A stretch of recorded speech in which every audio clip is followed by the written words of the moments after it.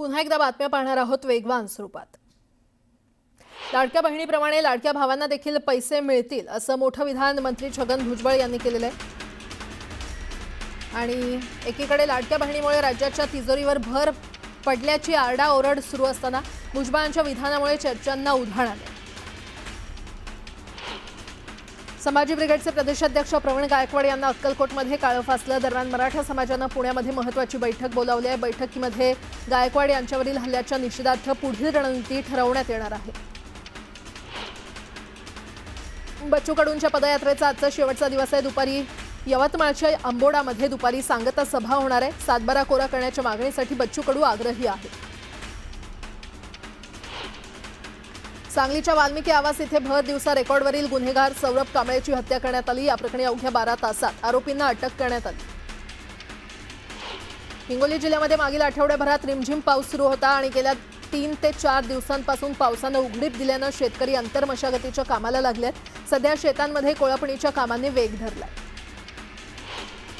राज्य सरकारच्या निर्देशानुसार सर्व कबूतरखाने बंद करण्याची कारवाई मुंबई महापालिकेनं विभाग स्तरावर सुरू केली आहे। मात्र तरी काही ठिकाणचे कबूतरखाने बंद करण्यासाठी पालिकेला सातत्यानं कारवाई करावी लागते। कर्मचाऱ्यांना नागरिकांचा विरोधाचा आणि दादागिरीचा सामना करावा लागत असल्याचा अनुभव येतोय। मुंबईतील प्रदूषणाचा प्रश्न अत्यंत गंभीर बनलाय। शहराच्या हवेत कर्करोगाशी संबंधित धूलिकण धोकादायक पातळीवर पोहोचलेत। मुंबईकरांच्या श्वासावाटे विषारी धूर शरीरात जात असून त्यानं कर्करोगाचा धोका वाढलाय। दररोज कोट्यवधी लोक रेल्वेने प्रवास करतात। या प्रवाशांची सुरक्षितता अधिक मजबूत करण्यासाठी भारतीय रेल्वेने सर्व गाड्यांमध्ये सीसीटीव्ही कॅमेरे बसवण्याचा मोठा निर्णय घेतला। या योजनेअंतर्गत देशभरातील सुमारे 74,000 प्रवासी कोच आणि 15,000 लोकोमोटिव्ह इंजिनमध्ये सीसीटीव्ही कॅमेरे बसवले जातील। मुंबईतील शहरी एकात्मिक वाहतूक सुरक्षितता आणि पायाभूत सुविधांचा योग्य वापर करण्यासाठी विविध उपाययोजना करण्याबाबत केंद्रीय रेल्वे मंडळानं मुंबई रेल्वे विकास महामंडळाला एका पत्राद्वारे सूचना केल्या आहेत। मुंबई लोकल आणि मुंबई मेट्रो यांचं एकत्रीकरण करणं, शक्य तिथे पादचारी पूल किंवा रेल्वे स्थानकं उभारणं आणि मेट्रो यांना जोडणी देणं अशा सूचनांचा यामध्ये समावेश आहे। लोकल रेल्वे स्थानकावरील प्रवाशांची ओळख पटवण्यासाठी फेस रेकग्निशन प्रणाली बसवण्यात येते। यात पश्चिम रेल्वेच्या मुंबई उपनगरीय स्थानकांवर ही प्रणाली बसवण्याचं काम जवळपास पूर्ण झालं असलं तरी मध्य रेल्वेच्या स्थानकांवर मात्र ते अजूनही अपूर्ण अवस्थेत आहे। भारतीय बनावटीचे कॅमेरे उपलब्ध होत नसल्यानं हे काम रखडलेलं आहे। संरेखनात बदल करून पुणे नाशिक औद्योगिक महामार्ग सेमी हायस्पीड रेल्वेला समांतर नेता येईल का या दृष्टीनं अहवाल तयार करण्याचे निर्देश राज्य सरकारनं दिले होते। मात्र रेल्वेला समांतर औद्योगिक महामार्ग नेणं तांत्रिक आणि आर्थिकदृष्ट्या अव्यवहार्य असल्याचं राज्य रस्ते विकास महामंडळानं अहवालात नमूद केलंय। कोकण रेल्वे मार्गावर प्रवाशांची वाढती गर्दी लक्षात घेऊन प्रशासनानं आता मडगाव सावंतवाडी रोड, मडगाव पॅसेंजर आणि सावंतवाडी रोड, दिवा सावंतवाडी रोड एक्सप्रेस या 2 गाड्यांमध्ये एक 3 टियर एसी इकॉनॉमी डबा कायमस्वरूपी वाढवण्याचा निर्णय घेतलाय। याची अंमलबजावणी 15 जुलैपासून टप्प्याटप्प्यानं होणार आहे। सार्वजनिक गणेशोत्सव मंडळांनी गणेशोत्सव साजरा करताना कोणती काळजी घ्यावी, आपत्ती उद्भवू नये यासाठी कशी खबरदारी घ्यावी, आपत्ती उद्भवलीच तर आपत्कालीन व्यवस्थापन कसं करावं याबाबत महापालिकेच्या आपत्ती व्यवस्थापन विभागाकडून गणेशोत्सव मंडळातील स्वयंसेवकांना एकदिवसीय प्रशिक्षण देण्यात येणार आहे। या उपक्रमासाठी पालिकेच्या प्रत्येक विभाग कार्यालयाकडून सार्वजनिक गणेशोत्सव मंडळांशी समन्वय साधण्यात येणार आहे। धारावीतील रहिवाशांचे मिठागरांच्या जागेवर कोणत्याही परिस्थितीमध्ये पुनर्वसन होऊ देणार नाही असा इशारा मुलुंडवासियांनी दिलेला आहे। यासाठी जनआंदोलन आणखी तीव्र करण्याबरोबरच उच्च न्यायालयाच्या निर्णयाला सर्वोच्च न्यायालयामध्ये आव्हान देण्याची तयारी सुरू आहे। जगभरातील राजकीय आणि व्यापारी जोखीम कमी झाल्या तर मध्यावधी सोन्याच्या किमती कमी होऊ शकतात असं अहवालातून समोर आलंय। जर अमेरिकन डॉलर आणि ट्रेजरी यील्ड वाढले तर सोन्याच्या किमतींमध्ये आणखी घट होण्याची शक्यता आहे। दुष्काळ आणि किडीच्या प्रादुर्भावामुळे नारळाच्या उत्पादनात 40% घट झाली आहे। परिणामी खोबरेल तेलाच्या किमतींमध्ये तब्बल 3 पटीनं वाढ झाली आहे। या तेलाचा घाऊक बाजारातील दर हा प्रति किलो 130 रुपयांवरून 400 रुपयांवर पोहोचलाय। राज्यातील 2री ते 8वी पर्यंतच्या सर्व विद्यार्थ्यांची पायाभूत चाचणी 6 ते 8 ऑगस्ट दरम्यान होणार आहे। राज्य शिक्षण आणि संशोधन प्रशिक्षण परिषदेनं याचं वेळापत्रक जाहीर केलंय। मुलांमध्ये लठ्ठपणा आणि टाईप 2 मधुमेहाच्या वाढत्या प्रमाणावर नियंत्रण मिळवण्यासाठी महाराष्ट्र राज्य माध्यमिक आणि उच्च माध्यमिक शिक्षण मंडळानं सर्व शाळांना शुगर बोर्ड लावण्याचे आदेश दिलेत। ही मोहीम राष्ट्रीय बालहक्क संरक्षण आयोगाच्या सूचनेनंतर राबवली जाते। राज्य शासनातील मंत्रालयासह विविध विभागातील तब्बल 3 लाख पदे रिक्त असून रिक्त पदांचा आकडा वाढतच चाललाय। रिक्त पदांमुळे सध्याच्या अधिकारी आणि कर्मचाऱ्यांवर कामाचा ताण वाढतोय। दरवर्षी सेवानिवृत्तीने रिक्त होणाऱ्या 3% जागांची भर पडते। विविध राज्यांमध्ये विशेष पीएमएलए न्यायालयांच्या अलीकडील अधिसूचनेमुळे मनी लॉन्ड्रिंग प्रकरणाच्या खटल्यांना लक्षणीय गती मिळणार आहे, अशी माहिती ईडीने दिली आहे। वयाच्या 60 नंतर होणारे हृदयविकार 30 ते 40 वयोगटातील तरुणांना जडलेले दिसतात। त्यामुळे हृदयविकार तज्ज्ञांनी 30 ते 35 वयात हृदयाची तपासणी करून घेण्याचं आवाहन केलं। थकीत मालमत्ता करावर पालिका चक्रवाढ व्याज लावते, त्यातून शहरवासियांची सुटका करण्यासाठी प्रशासनानं 95% व्याजमाफीची योजना आणलेली आहे। त्याचा लाभ सर्वांनी घ्यावा यासाठी आता पालिकेनं थकीत मालमत्ता कर वसुली शिबिराचं आयोजन केलंय।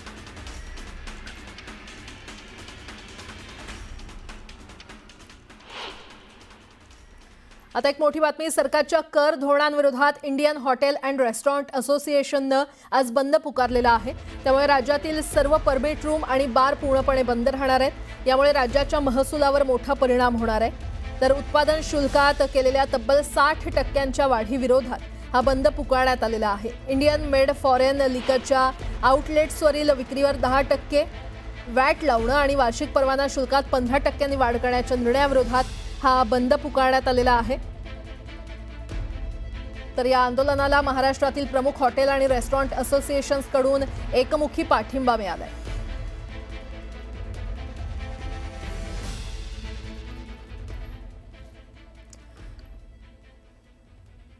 बातमी नागपुरातून। नागपुरात एमडी ड्रग्ज तस्करी प्रकरणी माजी नगरसेवकाच्या मुलाला अटक करण्यात आली आहे।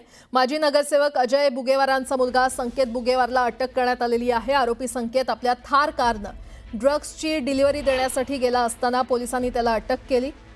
तर कारवाईच्या वेळेस आरोपीकडून 16.60 ग्रॅम म्हणजेच 1.5 लाखांचा एमडी ड्रग्ज जप्त करण्यात आलाय। नागपूरच्या गणेशपेठ पोलिसांनी ही कारवाई केलेली आहे।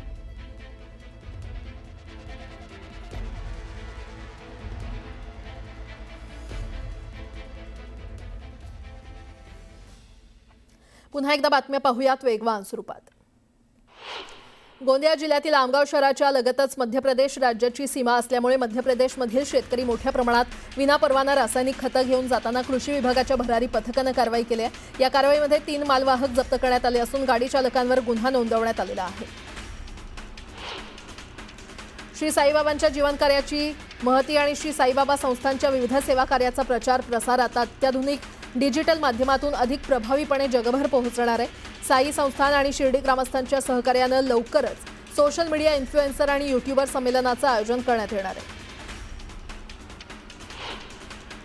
सततच्या पावसामुळे अकोला शहरातील भाजी बाजारात पालेभाज्या आणि फळभाज्यांची आवक मोठ्या प्रमाणात घटली आणि त्यामुळे भाजीपाल्याचे दर गगनाला भिडलेले आहेत। टमाटर, गवारीच्या शेंगा, लसूण यांचे दर सामान्य ग्राहकांच्या आवाक्याबाहेर गेलेले आहेत।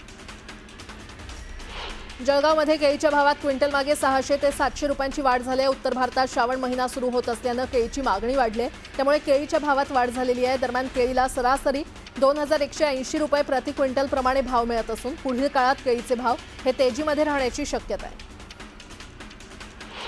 धाराशिवमध्ये 2014 साली मुख्यमंत्री देवेंद्र फडणवीस यांनी उद्घाटन केलेला भूम आरसोली रस्ता हरवल्याचा धक्कादायक प्रकार घडलाय। हा रस्ता शोधून देणाऱ्या कार्यालयाला आरसोली गावच्या ग्रामस्थांनी 51,000 रुपयांचे लोकवर्गणीतून बक्षीस देण्याचा निर्णय जाहीर केलाय। तसंच गावाच्या पंचक्रोशीत तसे पोस्टर देखील लावलेले आहेत।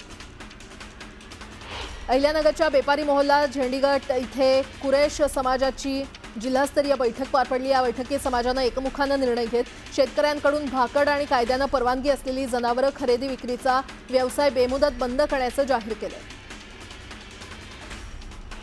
नाशिक जिल्ह्यामध्ये पावसानं विश्रांती घेतल्यानं जायकवाडी धरणातील पाण्याची आवक कमी झाली आहे। धरणातील पाणीसाठा हा 75.42% पोहोचलाय। रायगड जिल्ह्यातील निजामपूर ग्रामपंचायतीचं नामकरण किल्ले रायगडवाडी ग्रामपंचायत म्हणून करण्यावर आता शिक्कामोर्तब झालेला आहे। रायगड किल्ल्यावरील दौऱ्यादरम्यान भाजपचे आमदार गोपीचंद पडळकर यांनी खंत व्यक्त केली होती आणि त्यानंतर शासकीय स्तरावर या कामाला वेग आला असून ही विशेष ग्रामसभा पार पडली। निजामपूर ग्रामपंचायत हे नाव बदलून रायगडवाडी ग्रुप ग्रामपंचायत हे नाव द्यायचं असं नामकरण करण्याचा निर्णय ग्रामस्थांकडून करण्यात आलाय। गोंदियाच्या देवरी शहरात मोकाट जनावरांची समस्या दिवसेंदिवस गंभीर होत चालली आहे। शहरातील प्रत्येक चौकात, वळणावर आणि बाजार परिसरात ही जनावरं रस्त्यावर ठिय्या मांडून बसलेली दिसून येतात आणि त्यामुळे वाहन चालकांना चांगलीच कसरत करावी लागते। धाराशिवच्या तुळजाभवानीचं मंदिर आता रात्री 1 ऐवजी पहाटे 4 वाजता उघडणार आहे। दर्शनासाठी येणाऱ्या भाविकांची गर्दी झाल्यानं मंदिर संस्थानं हा निर्णय घेतलाय। मात्र मंदिर संस्थांच्या निर्णयावर पुजाऱ्यांनी आक्षेप घेत निर्णय रद्द करण्याची मागणी केली आहे। नागपूर ते मुंबई समृद्धी महामार्गाचा शेवटचा टप्पा वाहतूक सेवेमध्ये दाखल झाल्यानंतर त्यावरून महिन्याभरात 11 लाख वाहनांनी प्रवास केलाय। तर एका महिन्यात या महामार्गावरून प्रवास करणाऱ्या वाहनांच्या टोल वसुलीतून महाराष्ट्र राज्य रस्ते विकास महामंडळाच्या तिजोरीमध्ये 90 कोटी रुपयांचा महसूल जमा झालाय।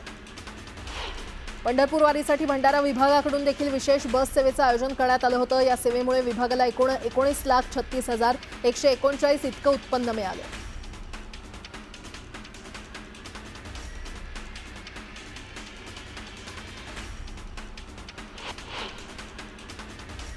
दोन दिवसांच्या विश्रांतीनंतर जळगाव जिल्ह्यामध्ये मुसळधार पावसाला सुरुवात झालेली आहे। जिल्ह्यातील अनेक भागांमध्ये वादळी वाऱ्यासह मुसळधार पाऊस कोसळतोय।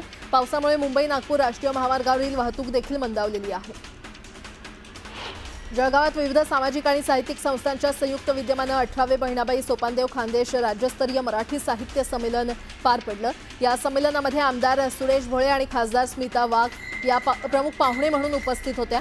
संमेलनाची सुरुवात भव्य ग्रंथदिंडीनं झाली। केंद्र सरकारनं प्रधानमंत्री जीवन ज्योती विमा योजनेअंतर्गत विमा संरक्षण 2 लाखांवरून 4 लाखांपर्यंत दुप्पट करण्याचा प्रस्ताव मांडलाय। मात्र वित्त मंत्रालयातील एका वरिष्ठ अधिकाऱ्यानं सांगितलंय की हा प्रस्ताव अद्याप विचाराधीन आहे। ही योजना लाखो लोकांना परवडणाऱ्या दरात जीवन विमा उपलब्ध करून देते। रत्नागिरी जिल्ह्यातील हर्णे समुद्रात अवैध मासेमारी सुरू आहे। महाराष्ट्र शासनानं मासेमारीला बंदी घातलेली असतानाही हर्णे बंदरासमोर नियमांची सर्रास पायमल्ली होत असल्यानं स्थानिक मच्छीमारांमध्ये संतापाची लाट आहे। नियम फक्त आमच्यासाठीच का असा सवाल उपस्थित करत स्थानिक कारवाईची मागणी करतायत। अतिवृष्टी, शेतजमीन खरवडून जाणे, पीक पाण्याखाली गेल्यामुळे अमरावती विभागातील बुलढाणा, अकोला, वाशिम आणि यवतमाळ या जिल्ह्यामध्ये 17,000 हेक्टरहून जास्त क्षेत्रावर दुबार पेरणीचं संकट निर्माण झालंय। भंडारा, गोंदिया, पालघर, रायगड आणि गडचिरोलीतील भात रोपांची लागवड देखील रखडलेली आहे। ॲग्रिस्टॅक योजनेअंतर्गत देशभरात शेतकऱ्यांना ओळख क्रमांक देण्याचं काम सुरू आहे। राज्यात रविवार अखेर 95,85,501 शेतकऱ्यांना शेतकरी ओळख क्रमांक मिळालाय।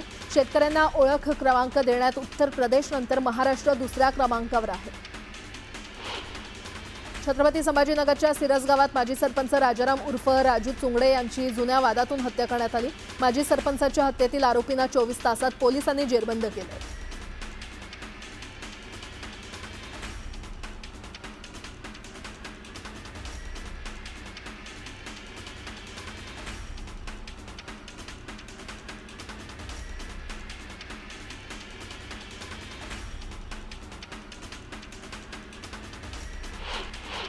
अहमदाबाद हावडा एक्सप्रेसमध्ये गुन्हेगारी प्रवृत्तीच्या असलेल्या युवकानं विना तिकीट रेल्वेमध्ये चढत आरक्षित डब्यामध्ये जागेवरून प्रवाशासोबत वाद घातला। वाद घालत थेट प्रवाशाच्या मानेवर ब्लेडनं वार करून जखमी केलं। या प्रकरणी वर्धा रेल्वे पोलिसांनी आरोपीला ताब्यात घेत गुन्हा दाखल केला।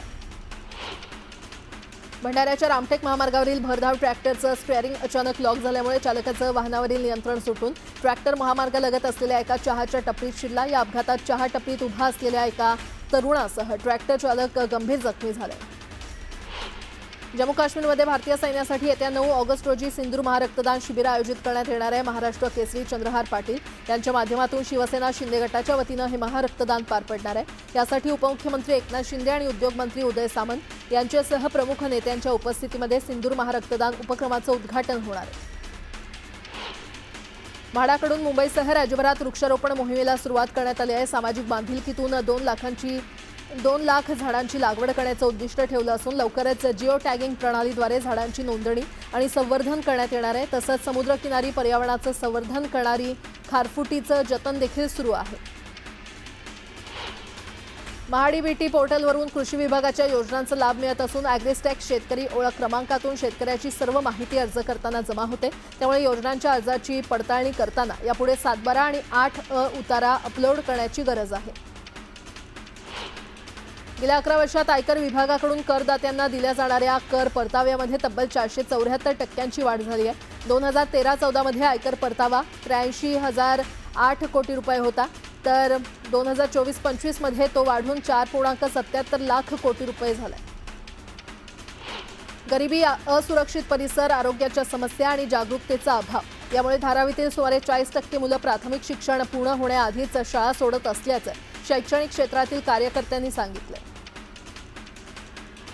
रायगड जिल्ह्यामध्ये पुन्हा एकदा अंधश्रद्धेचा अघोरी प्रकार उघडकीस आलाय. कर्जत तालुक्यातील हालिवली गावातील स्मशानभूमीमध्ये जादू टोळण्याचा प्रयत्न करताना काही इसमांना रंगेहात पकडण्यात आलं. पैशांचा पाऊस पडावा यासाठी ही अघोरी विद्या केल्याचा संशय व्यक्त होतोय.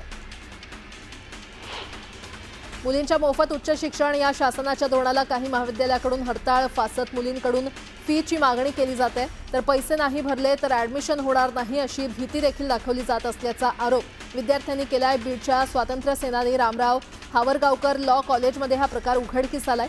तर या संदर्भात कॉलेज व्यवस्थापनाला विचारलं असता सर्व सराव करत आम्ही फी घेत नाही असा दावा केलाय. यावर्षी सर्वाधिक कापसाची लागवड विदर्भातील शेतकऱ्यांनी केली आहे. पश्चिम विदर्भातील अमरावती, यवतमाळ, वाशिम, बुलढाणा आणि अकोला या 5 जिल्ह्यात आतापर्यंत 88.8% पेरण्या आटपलेल्या आहेत.